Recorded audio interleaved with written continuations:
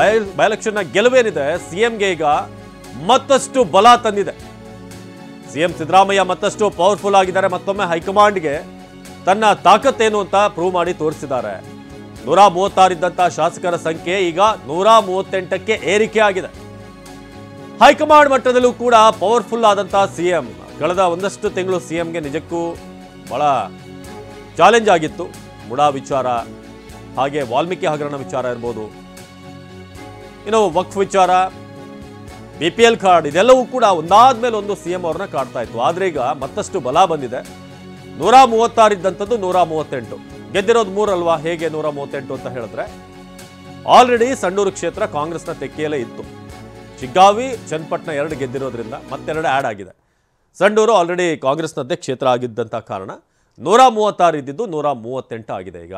So ಅಲ್ಲಿಗೆ ಮತ್ತಷ್ಟು powerful ಆಗಿದ್ದಾರೆ ಸಿಎಂ ಸಿದ್ದರಾಮಯ್ಯ. ಹಲವಾರು ಎಲೆಕ್ಷನ್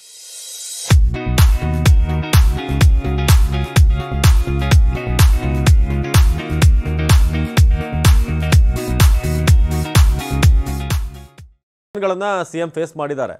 ಆದರೆ ಈ ಬಾರಿ ಒಬ್ಬ ಸಿಎಂ ಆಗಿ ಅವ್ರಿಗಿದ್ದಂಥ ಒಂದಷ್ಟು ಚಾಲೆಂಜ್ಗಳು, ಅವ್ರ ಮೇಲಿದ್ದಂಥ ಆರೋಪಗಳು, ಇದೆಲ್ಲವನ್ನು ಕೂಡ ಎದುರಿಸಿ ಮೆಟ್ಟಿ ನಿಂತು ಮತ್ತೊಮ್ಮೆ 3 ಕ್ಷೇತ್ರಗಳನ್ನು ಬೈ ಎಲೆಕ್ಷನಲ್ಲಿ ಕಾಂಗ್ರೆಸ್ ಗೆಲುವನ್ನು ಸಾಧಿಸಿದೆ. ವೈಯಕ್ತಿಕವಾಗಿ ಸಿದ್ದರಾಮಯ್ಯನವರಿಗೆ ಇದು ಬಹಳ ಪ್ರತಿಷ್ಠೆ ಎಲೆಕ್ಷನ್ ಆಗಿತ್ತು. ಅದನ್ನು ಈಗ ಗೆದ್ದು ತೋರಿಸಿದ್ದಾರೆ.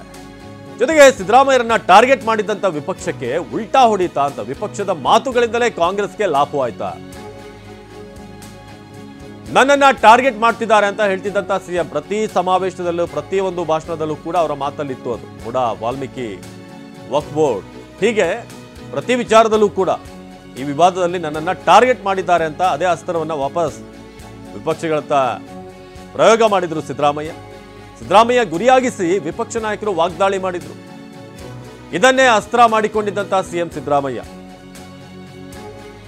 ನನ್ನ ವ್ಯಕ್ತಿತ್ವಕ್ಕೆ ಮಸಿ ಬಳಿಯೋದಕ್ಕೆ ಯತ್ನ ಅಂತ ಸಿಎಂ ಏನು ವಿಪಕ್ಷಗಳು ಪದೇ ಪದೇ ಸಿದ್ದರಾಮಯ್ಯನವ್ರನ್ನ ಟಾರ್ಗೆಟ್ ಮಾಡ್ತಾ ಇದ್ರು, ಅದನ್ನೇ ವಾಪಸ್ ಅವರಿಗೆ ಕೌಂಟರ್ ಅಟ್ಯಾಕ್ ಮಾಡಿದ್ರು.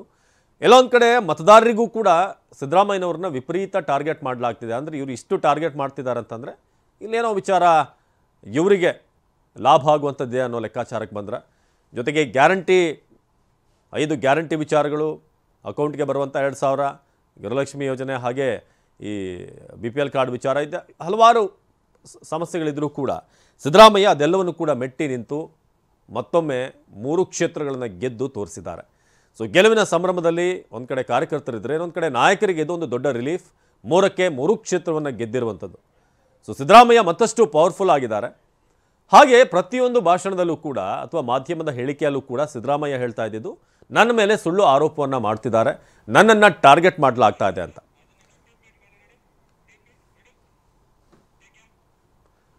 ಏನೋ ಸಿದ್ದರಾಮಯ್ಯರನ್ನ ಟಾರ್ಗೆಟ್ ಮಾಡಿದ್ದಕ್ಕೆ ವಿಪಕ್ಷಕ್ಕೆ ಉಲ್ಟಾ ಆಯ್ತಾ ಅಂತ ಹಲವಾರು ವಿಚಾರಗಳು. ಹಾಗಿದ್ರೆ ಸಿದ್ದರಾಮಯ್ಯ ವಿರುದ್ಧ ಆಡಿದ್ದಂಥ ಮಾತುಗಳೇನು, ಹೇಗೆಲ್ಲ ವಾಗ್ದಾಳಿ ನಡೆಸಿದ್ರು, ಬನ್ನಿ ನೋಡೋಣ.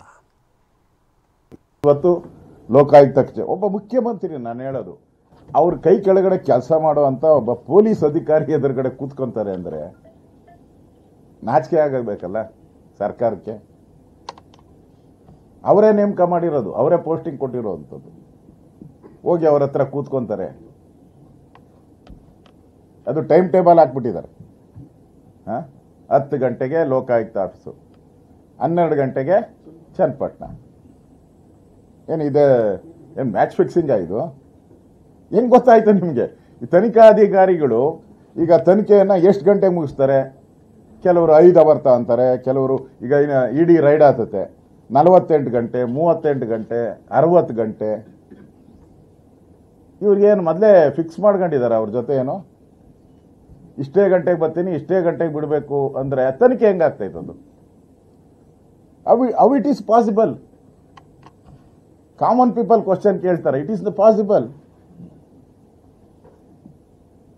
ಎಲ್ಲಾದ್ರೂ ನೋಡಿದ್ದೀರಾ ಯಾವ್ದಾದ್ರೂ ಕರಪ್ಷನ್ ಕೇಸಲ್ಲಿ ಅಥವಾ ಮರ್ಡರ್ ಕೇಸಲ್ಲಿ? ಸಿದ್ದರಾಮಯ್ಯ ನೋಡಿದ್ರೆ ಪಾಪ ಅಯ್ಯೋ ಪಾಪ ಅನಿಸ್ತದೆ.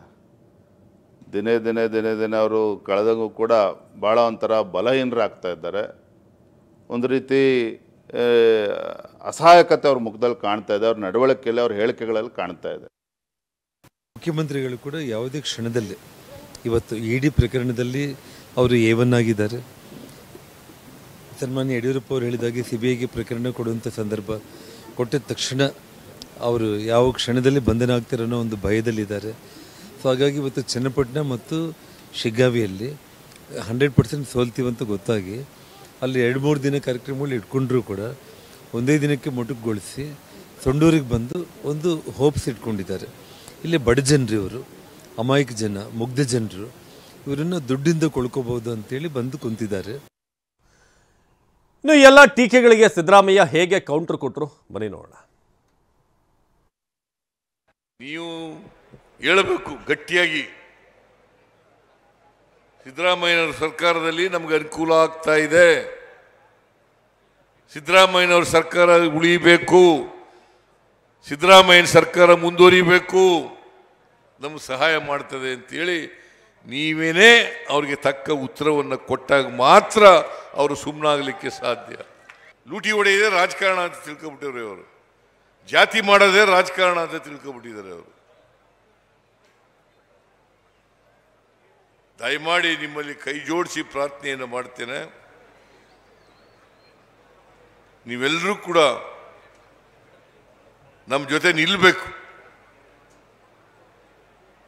100ಕ್ಕೆ 100 ನಿಂತ್ಕೋಬೇಕು. ನನ್ನ ಮೇಲೆ ಸುಳ್ಳು ಕೇಸು, ಪಾಪ ನಾಗೇಂದ್ರ ಮೇಲೆ ಸುಳ್ಳು ಕೇಸು,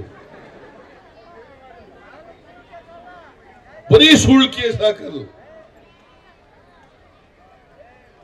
ಈಗ ಇನ್ಕಮ್ ಟ್ಯಾಕ್ಸ್ ಡಿಪಾರ್ಟ್ಮೆಂಟ್ನವ್ರನ್ನ, ED ಅವರನ್ನ ದುರ್ಬಳಕೆ ಮಾಡ್ಕೊಳ್ಳೋದು. ಎಲ್ಲಿವರೆಗೂ ಹೋಗಿದ್ದಾರೆ ಈಗ ಅಂತಂದ್ರೆ, ಅವರು ಯಾರ್ಯಾರು ಅವ್ರನ್ನ ಟೀಕೆ ಮಾಡ್ತಾರೆ ಅವ್ರನ್ನೆಲ್ಲ ಮುಗಿಸ್ಬೇಕು ಅಂತ ಹೊರಟಿದ್ದಾರೆ. ನಾನು ನರೇಂದ್ರ ಮೋದಿ ಅವರು ಟೀಕೆ ಮಾಡ್ತಿದ್ದೆ, ಅಮಿತ್ ಶಾ ಟೀಕೆ ಮಾಡ್ತಿದ್ದೆ, ಅದಕ್ಕೋಸ್ಕರ ಸಿದ್ದರಾಮಯ್ಯನೇ ಮುಗಿಸ್ಬೋಣ. ಸಿದ್ದರಾಮಯ್ಯನ ಮುಗಿಸಿದ್ರೆ ಕಾಂಗ್ರೆಸ್ ಮುಗಿಸಿದಾಗ ಆಗ್ತದೆ ಕರ್ನಾಟಕದಲ್ಲಿ. ನಾನು ಹೇಳಿದೆ, ಎಲ್ಲಿವರೆಗೆ ಈ ರಾಜ್ಯದ ಜನರ ಆಶೀರ್ವಾದ ಇರೋವರೆಗೆ ನಾನು ಬಗ್ಗದೂ ಇಲ್ಲ, ಜಗ್ಗದೂ ಇಲ್ಲ. ಹೌದಲ್ಲ? ನೀವೆಲ್ಲ ಬಿಡ್ತೀರಾ? ಸುಳ್ಳು ಕೇಸ್ಗೆ ಬೆಂಬಲ ಕೊಡ್ತೀರಾ?